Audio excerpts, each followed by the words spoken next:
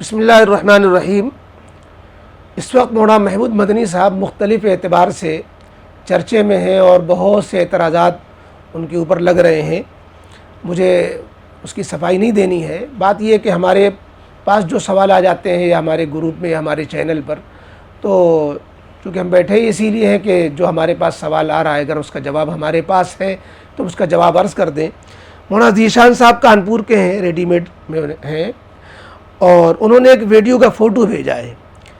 ہندی میں اس کا عنوان ہے NRC کو لے کر جمعیت علماء ہند کے ادھیکش محمود مدنی نے صاف کیا اپنا رخ، کہا پورے بھارت میں لاگو ہونی چاہیے NRC۔ اور پھر اس پر لکھتے ہیں انا للہ و انا الیہ راجعون۔ آخر محمود مدنی صاحب کو کیا ہو گیا ہے؟ اب تو حد ہو گئی، جس NRC کے خلاف ہزاروں مسلمان جیلوں میں ہیں اس کو لاگو کرنے کی خواہش کر رہے ہیں، کہیں ED نے دھمکی تو نہیں دے دی؟ اور پھر اس کے بعد پوچھتے ہیں کہ مفتی صاحب اس کے بارے میں آپ کی کیا رائے ہے؟ اسی طرح جو ہے ایک دوسرے صاحب ہیں جناب ثاقب صاحب، انہوں نے ایک چھوٹی سی کلپ بھیجی ہے جس میں مولانا محمود مدنی صاحب ایک انٹرویو میں فرما رہے ہیں کہ مجھے بہت زیادہ اعتراض نہیں ہے اس پر کہ آپ NRC کرا لیجئے، اور مسلم ملک سے مسلمان کیوں اس ملک میں آئیں گے؟ باقی آپ کے لوگ کو پناہ دے رہے ہیں، آپ پناہ دے دیں تو مجھے بہت زیادہ اعتراض کی بات نہیں ہے، لیکن مسلم ملک چھوڑ کر ہندوستان کے اندر مسلمان کیوں آئے گا؟ یہ انہوں نے اپنے بات رکھی ہے، اور یوں کہا کہ اس سے NRC سے ہمارا کیا جو ہے CA قانون سے ہمارا کیا نقصان ہونے والا ہے، یہ ان کا خلاصہ ہے۔ تو اس پر بھی انہوں نے کہا ہے کہ بھائی یہ دیکھیے دوغلا پن ہے ان کا، مولانا محمود مدنی صاحب کا، یہ ایسی بات فرما رہے ہیں۔ تو ان دونوں کا جواب چاہا گیا ہے، تو اس لیے ہم عرض کرتے ہیں کہ اولاً تو یہ مسئلہ جو جمعیت علماء کا ہے، اگر آپ ان کے ذمہ داروں سے رجوع کرتے تو شاید اور زیادہ اطمینان بخش آپ کو جواب مل جاتا۔ پھر بھی جہاں تک ہم سمجھتے ہیں اور جمعیت علماء کو ہم نے سمجھا ہے، اور ہم جو ان کی باتوں سے ہمیں جو محسوس ہوا وہ ہم آپ کے سامنے عرض کر رہے ہیں۔ پہلی بات تو یہ ہے کہ حضرت مولانا سید محمود اسد مدنی صاحب یہ اس NRC یا جو ہے CA وغیرہ کے موافق ہیں اور اس کے حق میں ہیں، یا اس کی وکالت کرتے ہیں، اس کی حمایت کرتے ہیں، یہ سمجھنا غلط ہے۔ اگر یہ بات ہوتی تو جو شاہین باغ میں پھر یہ لوگ کیوں جو احتجاج کے لیے شامل ہوتے، جو مولانا محمود مدنی اور ان کے لوگ شامل ہوئے؟ اور CAA کا مقدمہ کون لڑ رہا ہے یہ بھی دیکھیے۔ CAA کا قانون کا جو مقدمہ سپریم کورٹ میں جمعیتی تو لڑ رہی ہے، اور اسی طریقے سے جو پورے ملک گیر احتجاج ہوا تھا جب CAA کا قانون آیا تھا، تو اس وقت جمعیت علماء ہی نے اس کا بگل بجایا تھا اور سارے ملک کے اندر بڑے بڑے شہروں کے اندر احتجاج درج کرایا تھا۔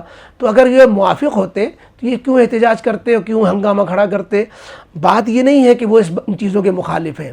پھر کیا ہے اصل مخالفت کی بات جو ہے جس کو جمعیت کرتی ہے، جو جمعیت کا موقف ہے، وہ یہ کہ CA اور NRC کو لے کر جو مذہب کی بنیاد پر جو کیا جا رہا ہے، یہ مناسب طریقہ اس کا اختیار نہیں کیا جا رہا ہے۔ یہ ذات پات کی سیاست، ہندو مسلم کی سیاست جو کی جا رہی ہے، اس کی مخالفت کرتی ہے۔ اور اصل بات یہ بھی ہے کہ جب یہ انٹرویو دیتے ہیں تو یہ مخالف جو انٹرویو کا اینکر ہوتا ہے اس کا یہ ذہن پڑھتے ہیں، اور اس کو کیسے خاموش کیا جائے یہ بڑے باریک بات ہوتی ہے، اور یہ بہت ہی حکمت سے جواب دینے کی کوشش کی جاتی ہے۔ جہاں تک ہم سمجھتے ہیں NRC جس کے خلاف ہندوستان میں ہنگامہ برپا رہا، اور اس کی موافقت تو کسی نے نہیں کی، کوئی مسلمان کر بھی نہیں سکتا ہے، چاہے جائے کہ مولانا محمود مدنی صاحب۔ پھر انٹرویو میں یہ بات جو آ گئی ہے، اگر اس میں سوال جواب کے اسلوب پر غور کریں تو بھی آپ کو نظر آ جائے گا کہ وہ حمایت نہیں کر رہے ہیں، وہ حمایت نہیں کر رہے ہیں، بلکہ ایک نئے انداز سے اینکر کا منہ بند کر رہے ہیں۔ یوں کہہ لیا جائے کہ NRC کرا لو، یعنی اگر دم ہے NRC کرا کے دیکھو، اس میں مسلمان کو جو گھسپیٹیا کہہ رہے ہو، یہ ہے اصل جواب جو وہ دینا چاہ رہے ہیں کہ تم جو مسلمانوں کو گھسپیٹیا کہہ رہے ہو، ہم تم کو چیلنج کر رہے ہیں، NRC کرا کے دیکھ لو، تمہیں سمجھ میں آ جائے گا کہ کتنے مسلمان گھسپیٹیے ہیں۔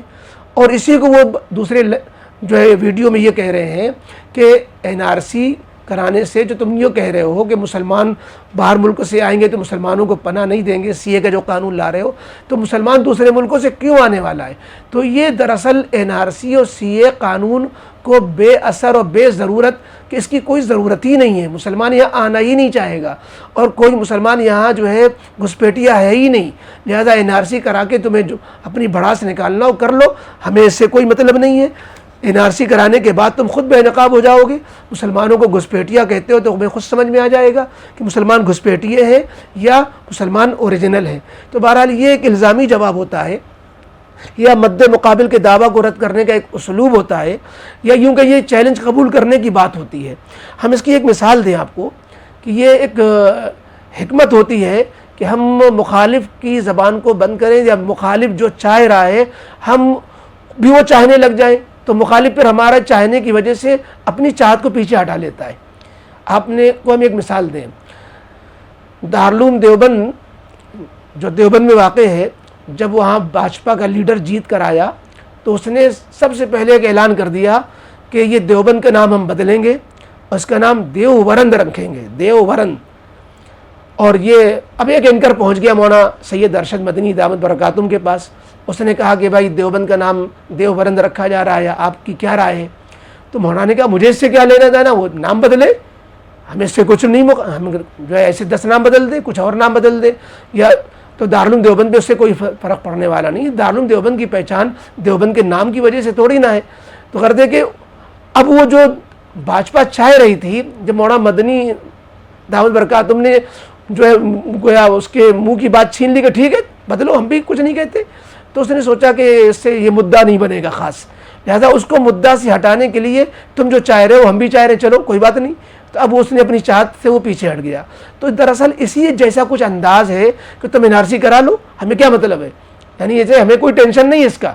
تو اس سے یہ دشمن سمجھے گا کہ بھائی NRC کرانے سے کوئی خاص فائدہ ہونے والا نہیں ہے، تاکہ وہ مد مقابل حکومت پیچھے ہٹ جائے۔ اس قسم کا انداز مجھے محسوس ہوتا ہے، واللہ عالم۔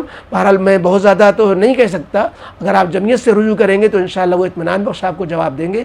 ہم جو سمجھ رہے ہیں وہ ہم نے آپ کے سامنے عرض کیا، انشاءاللہ اس سے بھی بات واضح ہو گئی ہوگی۔